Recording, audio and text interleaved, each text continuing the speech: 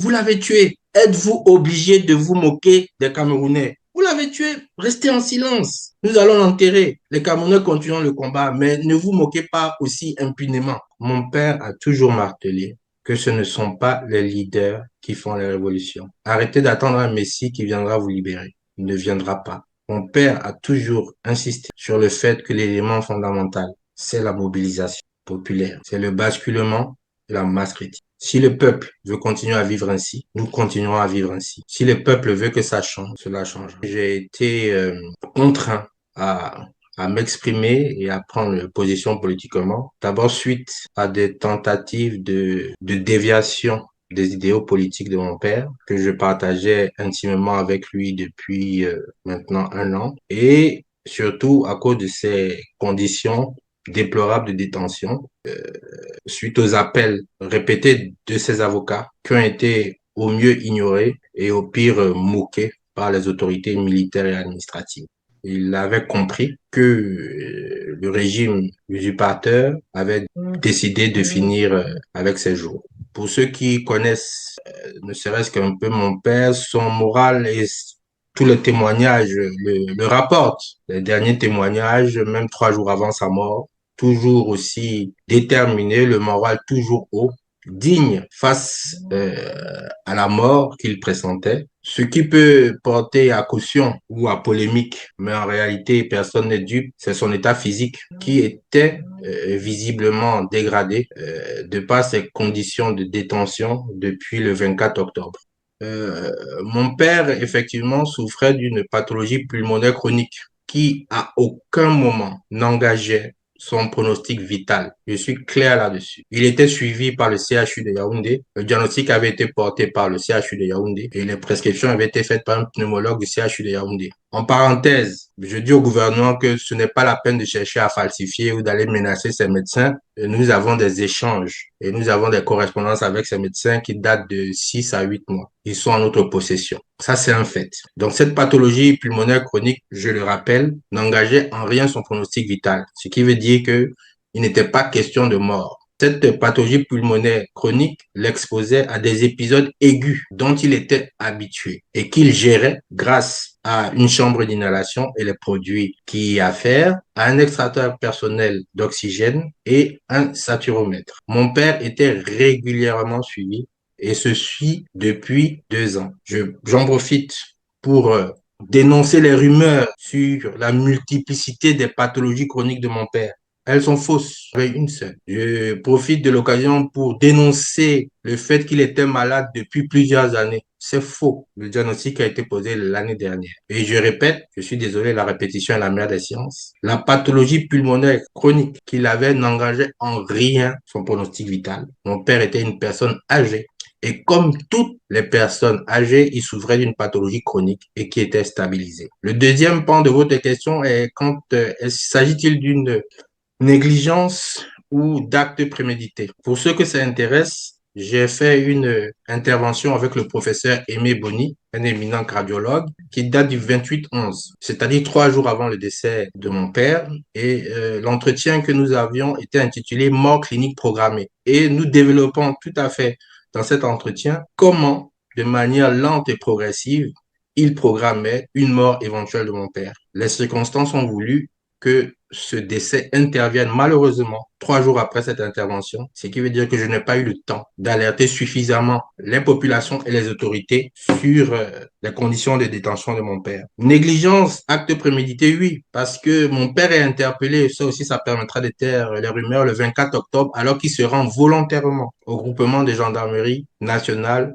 de Besseke à Douala, parce que son neveu a été arbitrairement arrêté alors qu'il effectuait des démarches administratives pour la famille. Il se rend donc à la gendarmerie de Besseke et 30 minutes après son arrivée, alors qu'il est d'abord cordialement reçu, des éléments visiblement venant de Yaoundé, visiblement issus de la DGRE, le moleste au sein de la gendarmerie, lui arrache son portable et dans les minutes qui suivent, engage un voyage vers la ville de Yaoundé sans s'arrêter, où mon père est cagoulé, entravé de liberté de mouvement. Donc, vous comprenez que rouler pendant 4 ou 6 heures sur les autoroutes, sur l'autoroute, entre guillemets, l'axe lourd Douala-Yaoundé, cette étrangeté qui n'existe au Cameroun, hein, cet axe lourd, alors que c'est une route à deux voies et parsemée de nids de poules.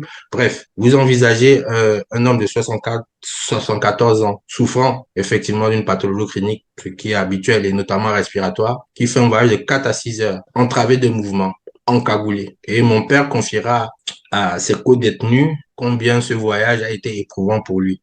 Ça a été le début de la dégradation physique de mon père. Sa détention va durer un mois. Malgré les interventions répétées des avocats mandatés par la famille, ces appareils, ces dispositifs médicaux nécessaires à la gestion normale de son quotidien, à l'entretien de son corps, ne lui seront pas restitués. Ils lui seront restitués comme par hasard aussi 3 jours avant sa mort. Excusez-moi de m'étendre sur le sujet, mais c'est pour que vraiment les auditeurs comprennent très bien, les téléspectateurs. Ces rumeurs encensées volontairement pour distraire l'opinion.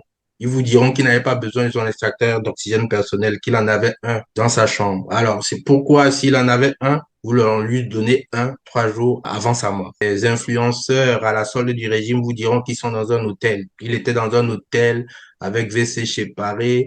Ils fournissent ce qui est faux. D'ailleurs, des photos avec des télés. Nous ne leur avons jamais demandé de loger Monsieur Ekane Anissi dans un hôtel. Nous avons demandé qu'il soit pris en charge médicalement. Nous avons demandé qu'il soit pris en charge par des médecins dans un hôpital. Voilà, je ne sais pas si vous avez assez d'éléments pour comprendre pourquoi je dis que au mieux, ce que je ne crois pas, c'est de la négligence et au pire, ce que je pense, c'est un acte prémédité. Vous m'avez demandé pourquoi. Mon père, depuis qu'il a publiquement annoncé le souhait consensuel de désignation d'un candidat de l'opposition qui s'est avéré être Issa Chiroma, n'a cessé d'être contacté par des membres du gouvernement où on lui a demandé d'abord quel était son prix, que son prix était le leur. Il a souvent raccroché, il a souvent ignoré les appels. Le dernier appel dont il m'a parlé intervient 2 jours avant son arrestation où un membre éminent du gouvernement lui a clairement demandé d'intercéder auprès du président Chiroma en lui proposant le poste de Premier ministre. Mon père leur a posé la question, et ça ce sont des propos que je rapporte personnellement, qu'en est-il des résultats issus des urnes? Ils lui ont répondu, mais naturellement, nous avons gagné. Mon père a donc décidé de mettre fin à la conversation. Il a promis de transmettre, mais il a dit que pour lui, tout s'arrêtait là, que son point de discussion intangible, c'était la vérité issue des urnes, la volonté exprimée par le peuple camerounais. Une des dernières anecdotes, parce que j'en ai des centaines, également au cours de son interpellation, ils sont venus lui demander, ils lui ont demandé, ils ont essayé de lui proposer d'être libéré, à condition qu'il se taise. La réponse qu'il leur a donnée est dit, dès que je sortirai, dès le portail, je convoque une conférence de presse. Tout ça, je me résume pour dire que pour moi, mon père a été victime de chantage pour renier ses idéaux politiques. Nous sommes dans un pays réputé pour sa lenteur et sa paresse. Et quand Anissé meurt le lundi 1er décembre, ils disent avoir constaté son décès pour quelqu'un qui était gardé 24 heures sur 24 par des gendarmes. Le lundi 1 décembre, à 7 heures. Le mardi 2 décembre, c'est-à-dire moins de 24 heures après, le gouvernement essaie de pratiquer une autopsie. Mardi 2 décembre, 24 heures après. Dans la journée de mardi, le commissaire du gouvernement intime l'ordre à la famille de désigner ses médecins légistes indépendants, auquel cas, le mercredi, nous sommes donc à 8 heures du matin, nous sommes à moins de 48 heures, ils feront l'autopsie à la morgue de l'hôpital central de Yaoundé. Je pose la question. Pourquoi cet empressement à pratiquer une autopsie 48 heures après la mort de mon père sans le consentement de la famille? La famille a demandé une seule chose, de pouvoir s'assurer que l'équipe de médecins légistes soit un minimum indépendant. À l'heure où je vous parle, donc nous sommes jeudi, excusez-moi, j'ai une petite perte de notion de temps, je crois que nous sommes jeudi 4. Sans pouvoir l'affirmer précisément, il semble que l'autopsie a donc été réalisée hier à l'hôpital central de Yaoundé sans le consentement de la famille. À chacun de se faire son idée. J'ai la mienne. Nous ne lâcherons pas. D'abord pour la mémoire du président Kane Anissé, mais pour toutes les victimes de cet état de non-droit qui, pour moi, au vu des éléments que j'ai cités depuis le début de cet entretien, est en roue libre. Je ne sais pas s'il s'agit de l'entièreté du gouvernement, mais ça ressemble à une prise en otage de l'État, du gouvernement camerounais par une minorité d'individus qui ne rendent compte à personne et qui agissent en toute impunité.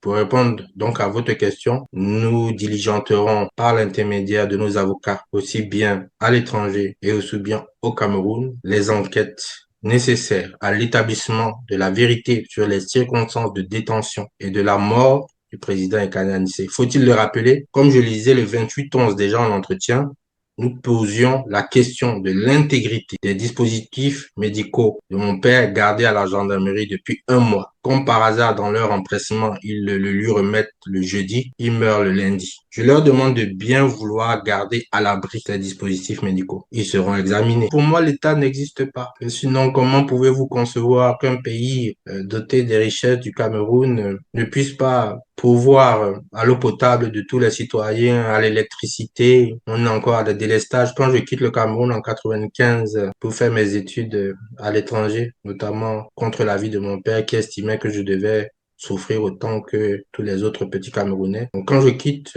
Douala en 1995, il y a de l'eau potable. D'ailleurs, on se moquait à l'époque de l'eau rouge de Yaoundé. Quand je quitte Douala en 95, il y a de l'électricité 24 heures sur 24. Il y a des semblants de route.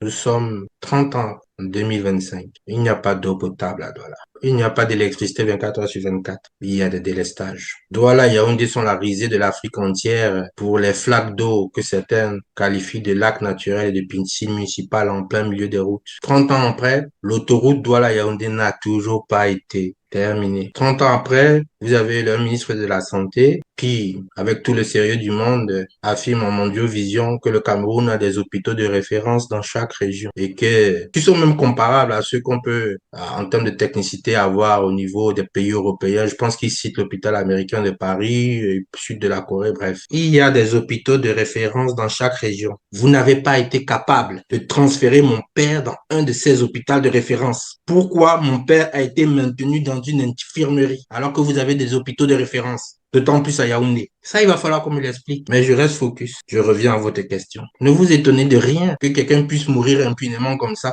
Et il se moque de lui. Parce que je vois les dernières sorties de membres du gouvernement qui targuent de leur amitié de longue date. Un ministre délégué de la justice qui dévoile des éléments de son dossier médical sur Facebook, ministre délégué de la justice, sans le consentement de la famille, des éléments discutables en plus. C'est que d'abord, il dévoile des éléments de son dossier médical. De deux, ils ne sont pas vrais.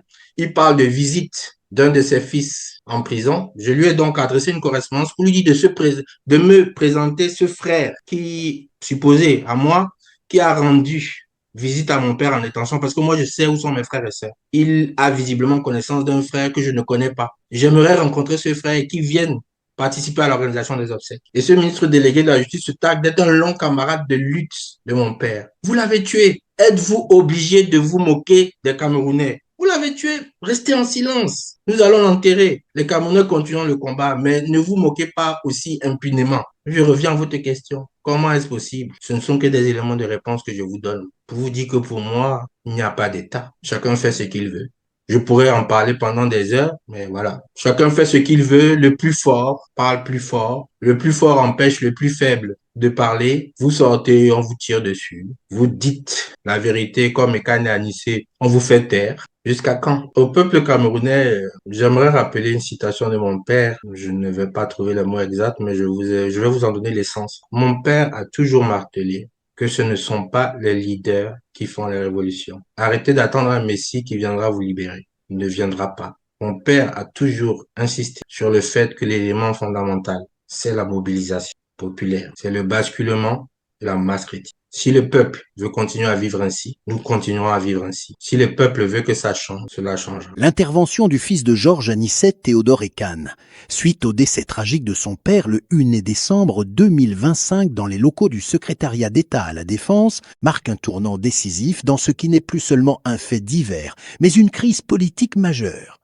Ce que nous voyons ici, à travers ces mots et la stratégie déployée par la famille, c'est une tentative délibérée et structurée de reprendre le contrôle de la narration face à un appareil d'État habitué à imposer le silence. L'analyse de cette prise de parole révèle plusieurs lignes de fracture critique entre la famille du défunt et le régime de Yaoundé. Le premier point, et sans doute le plus technique mais le plus lourd de conséquences, concerne la gestion du corps. Lorsque le fils évoque la précipitation des autorités à pratiquer une autopsie seulement 48 heures après le décès, et ce, sans l'autorisation de la famille, il pointe du doigt une violation flagrante des protocoles légaux et éthiques standards. Dans le contexte camerounais, et spécifiquement celui du CED, cet acte est perçu non pas comme de l'efficacité, mais comme une volonté d'effacement. En médecine légale, le temps est un allié pour la vérité, mais la précipitation est souvent synonyme de dissimulation. La famille craint ici que l'autopsie officielle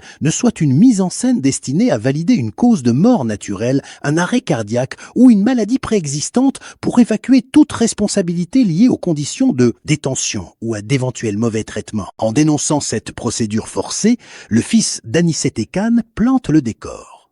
Les résultats officiels qui seront publiés par le gouvernement sont, par avance, illégitime aux yeux de la famille. Cela nous amène au deuxième axe de cette intervention, la stratégie de l'internationalisation judiciaire. L'annonce de la constitution d'une équipe juridique opérant à la fois au Cameroun et à l'étranger, avec l'implication probable de figures juridiques majeures comme Maître Muna cité dans le rapport, montre que la famille ne croit pas en la possibilité d'une justice impartiale au niveau national. En étendant les enquêtes hors des frontières, le fils d'Anicet Ekane cherche à placer le régime sous le regard des juridictions internationales ou des instances onusiennes de protection des droits de l'homme. Plus intéressant encore est l'élargissement du spectre de la plainte. Le fils précise que l'enquête ne portera pas uniquement sur son père, mais sur d'autres victimes de ce qu'il qualifie de même système politique. C'est une manœuvre redoutable. Il ne s'agit plus du procès de la mort d'un homme, mais du procès d'un système carcéral et politique dans son ensemble. En agissant ainsi, il tente de fédérer autour de la mémoire de son père toutes les familles de prisonniers politiques et d'activistes disparus ou décédés, transformant le deuil individuel en une cause collective impossible à ignorer. Le troisième niveau de lecture de cette intervention est purement politique et social.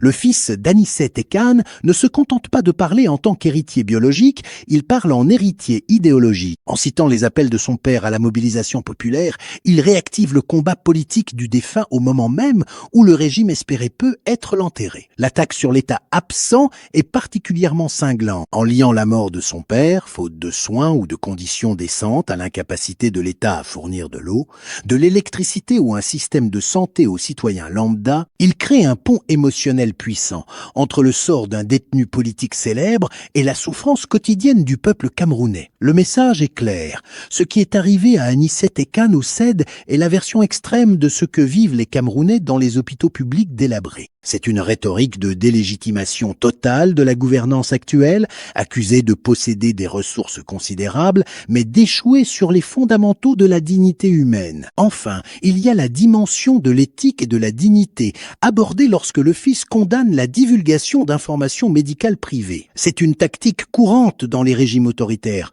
Pathologiser le dissident. En faisant fuiter des détails sur la santé du défunt, le pouvoir cherche souvent à réduire l'opposant à un corps malade, fragile, dont la mort était inéluctable, détournant ainsi l'attention des sévices ou de la négligence carcérale.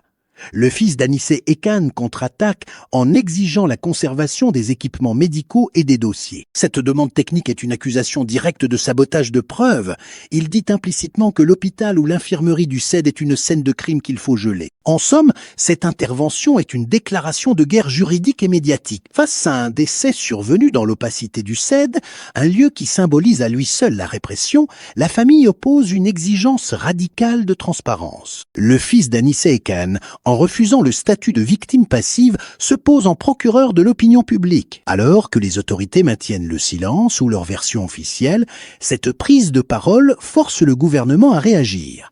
Soit en s'enfermant dans le déni, risquant d'aggraver la fracture avec la rue et la communauté internationale, soit en acceptant une expertise indépendante, ce qui serait un aveu de faiblesse inédit. Pour l'heure, l'appel à préserver les preuves médicales suggère que la bataille pour la vérité sur la mort de Georges Anicet Théodore Ekane ne fait que commencer et qu'elle servira de catalyseur à une contestation bien plus large de la gouvernance au Cameroun.